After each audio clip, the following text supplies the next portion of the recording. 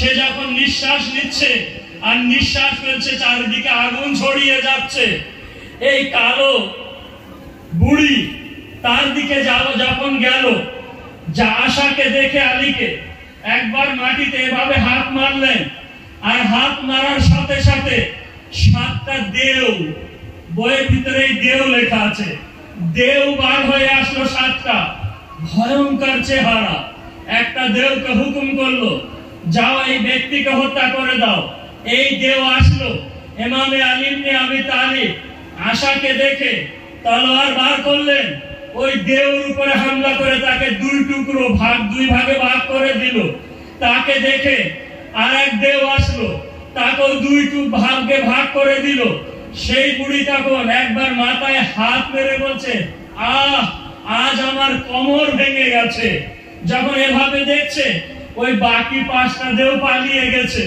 আলী ইবনে আবি তালিব যখন আগের দিকে গেল, সেই কালো বুড়ি হাড়ির তলা একবার উঠলেন, আলী ইবনে আবি তালিবের উপরে হামলা করলেন। হযরত আলী ইবনে আবি তালিব নিজের জুলফিকার তলোয়ার নিয়ে সেই বুড়িকে 2 ভাগে ভাগ করে দিল। ভাগ যখন করে দিল, চারিদিকে পুরো ধোঁয়া উঠতে শুরু করলো। ইমামে আলী ইবনে আবি তালিব এই রিওয়ায়েতে বলছে 2 রাকাত নামাজ পড়লেন, মশক নিলেন, পয়গম্বর ইসলামের কাছে গেলেন, মশক রাখলেন। রাসূল খোদা বললেন, ভাই আলী এত দেরি করে ফেললে। আলী ইবনে আবি তালিব পুরো কাহিনী শোনালেন। শোনানোর পরে বললেন, আমার ভাই আলী, জানো ওই বুড়ো যে চরওয়া ছিল, রাখাল ছিল কে? বলল, ইয়া রাসূলুল্লাহ আপনি বলে দেন। বলল, ওর নাম ছিল ইবলিস, তোমাকে হত্যা করার জন্য এখানে এসেছিল। এবং যে নারীকে তুমি 2 ভাগে ভাগ করে দিয়েছিল জানো কে? বলল, ইয়া রাসূলুল্লাহ আপনি বলে দিন, কারণ আপনার মুখ থেকে কথা ভালো লাগে। পয়গম্বর ইসলাম বললেন, আমার ভাই আলী ইবনে আবি তালিব, ওর নাম ইয়াগুস। এই ইয়াগুস আরব সমাজে, আরব দেশের লোকেরা কাবা ঘরে যে 360টা বুত ছিল, সেই বুতের ভিতরে এই ইয়াগুস শয়তানের মেয়ে ওর ভিতরে যেত। এবং যখন আরববাসীরা ওখানে যেত ইবাদতে এবং কিছু চাওয়ার প্রয়োজন হতো, তখন এই ইয়াগুস তাদের কিছু আশাকে পূরণ করে দিত এবং তাদের আকীদা আরো মজবুত হয়ে যেত। আমার ভাই আলী ইবনে আবি তালিব, তুমি যে মুহূর্তে এই নারীকে 2 ভাগে ভাগ করে দিয়েছো, এই ইয়াগুসকে মেরে দিয়েছো, ওই মুহূর্তে আল্লাহ তাআলা সমস্ত ফেরেশতারা আল্লাহর দরবারে হাত তুলে আল্লাহকে বলল, আল্লাহ তোমাকে অনেক অনেক শুকরিয়া, আলহামদুলিল্লাহ যে তোমার ওলি আলী ইবনে আবি তালিব পৃথিবীর বুকে শয়তানদের ভিতর থেকে এক শয়তানকে হত্যা করে দিয়েছে। জান্নাত আওয়াজ দিয়ে বলেছিল, হে আল্লাহ আমার জন্য এতটুকু যথেষ্ট যে তোমার এই ওলি আমার ভিতরে এসে প্রবেশ করবে। দরুদ শরীফ পড়েন বা মুহাম্মদ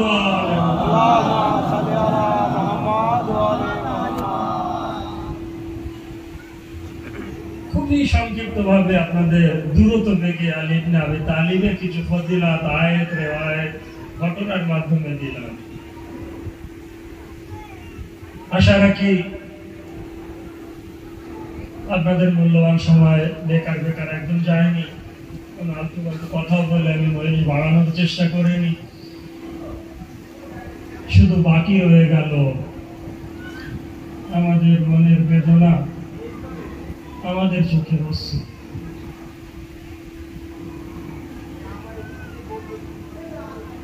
আমরা তো ভাই 1 ঘন্টা 2 ঘন্টা এখানে থেকে চলে যাব, কিন্তু জানেন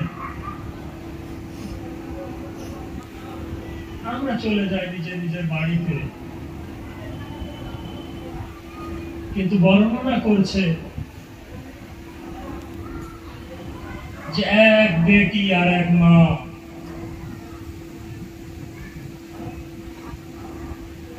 সবাই যখন চলে যায়, তখন ফারশে আজা যেখানে বিছানো থাকে তার এদিকে ঘুরে বেটি মায়ের হাত ধরে ধরে বলে, আম্মা ওই কোনায় আমার এক আদাদার বসেছিল, কে খুব জোরে জোরে কাঁদছিল। দেখেন এটা কেন আমি বলছি, অনেকে আছে পিছনে এদিকে ওদিকে বসে আছে, যে যেখানেই থাকবেন না কেন, যদি চোখে পানি না আসে এই বুক যেন একটু কেঁদে ওঠে, এই বুকের ভিতরে যেন একটু আহ বার হয়।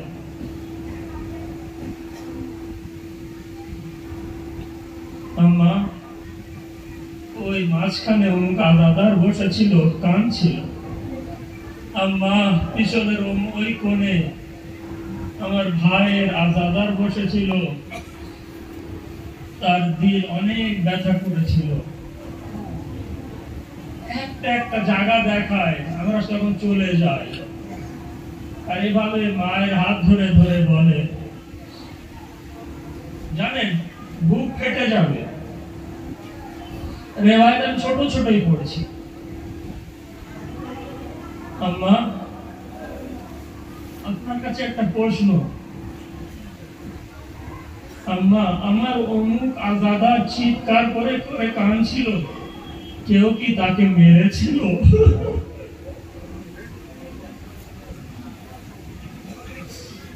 বুঝতে পেরেছেন, পৌঁছে গিয়েছে। আম্মা হায় হায় করে জোরে জোরে যে আমার অমুক আমার ভাই হুসাইনের আলাদা কাঁদছিল, কেউ কি তাকে মেরেছিল তাই জোরে জোরে কাঁদছে। বললো কেন বেটি? অর্থাৎ ফাতেমা জায়নাব বলছে, কেন বেটি তুমি এই প্রশ্ন করছো কেন? বললো আম্মা যেখানে যেখানে আমাদেরকে নিয়ে গিয়েছিল বাজারে দরবারে, আমাদেরকে খুব মেরেছিল, খুব পাথর বর্ষণ করেছিল, আমরা চিৎকার করে করে কেঁদেছিলাম। তো আমার এই আজাদাররা কি পাথর খেতে কাঁদছে? আমি বলবো বিবি জায়নাব ক্ষমা করবেন, এরা পাথর খায়নি, কিন্তু এরা যে বাক্যগুলো মাসালের আপনাদের শুনছে বড় বড় পাহাড়ের চেয়েও ভারী।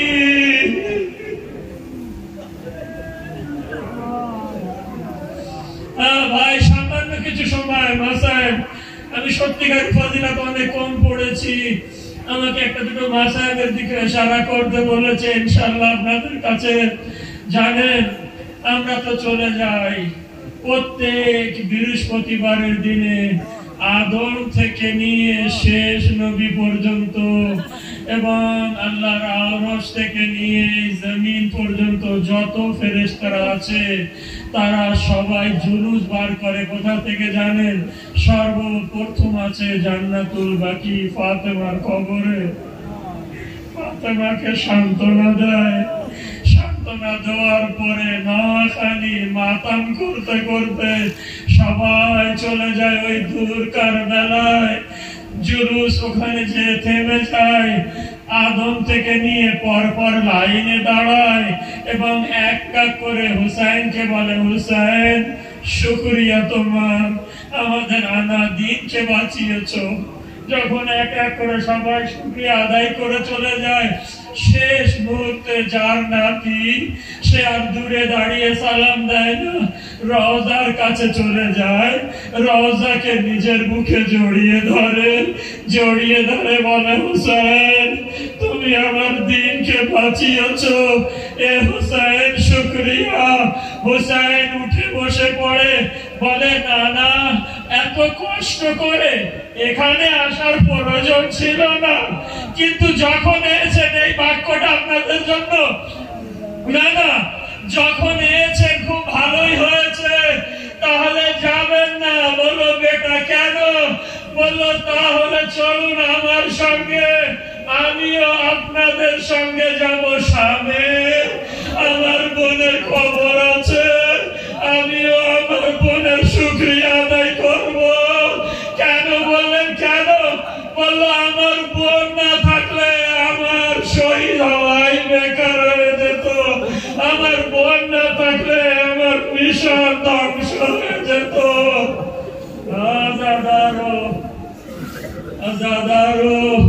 11ই মহরম যখন ইমামে জাইনুল আবেদিনেরা ছোট বাক্য আর দুটো বাক্য, তারপর ইনশাআল্লাহ মাসাইল। প্রথম বাক্য হচ্ছে এই যে 40 বছর ধরে আমাদের ইমামে জাইনুল আবেদিন কেঁদেছিলেন, অনেক কষ্ট ইমামে জাইনুল আবেদিন দিয়েছিলেন। কেউ জিজ্ঞাসা করেছিলেন, মাওলা